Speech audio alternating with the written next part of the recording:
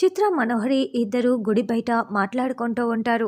అప్పుడే మనోహరికి అమర్ దగ్గర నుంచి ఫోన్ కాల్ వస్తూ ఉండటంతో, అయ్యో అమర్ ఇప్పుడు కాల్ చేస్తున్నాడేంటి నాకు, ఇప్పుడు ఎలా అని మనోహరి టెన్షన్ పడుతూ ఉంటుంది.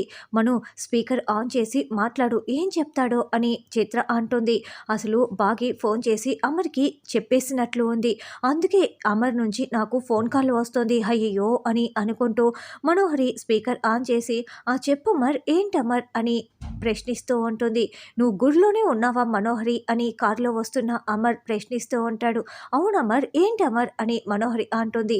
చిత్ర ఒక ఫ్రాడ్ మనోహరి, తన మాట మంచి అంతా కూడా ఒక అబద్ధమే. ఆ అబద్ధాన్ని చూపించే వినోద్ తనని ప్రేమించేలా చేసింది. ఇప్పుడు ఇంకో మోసంతో వినోద్ని పెళ్లి చేసుకోవాలని చూస్తోంది. వినోద్కి భార్య అవ్వాలని చూస్తోంది.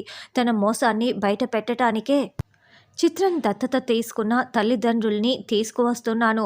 ఇప్పుడు వినోద్ ముందు చిత్ర దత్తత తీసుకున్న తల్లిదండ్రుల చేత మొత్తం నిజం చెప్పిస్తాను అని అమర్ ఫోన్లో మాట్లాడుతూ ఉండటంతో చిత్ర, మనోహరి చాలా టెన్షన్ పడుతూ ఉంటాడు. ఇక మనోహరి ఏమీ తెలియనట్లు, ఏంటమర్ నువ్వు చెప్తున్నదంతా నిజమా అని ప్రశ్నిస్తూ ఉంటుంది. అవును మనోహరి, నేను వచ్చే వరకు చిత్రకి ఎలాంటి డౌటు రాకుండా మాట్లాడుతూ ఉండు.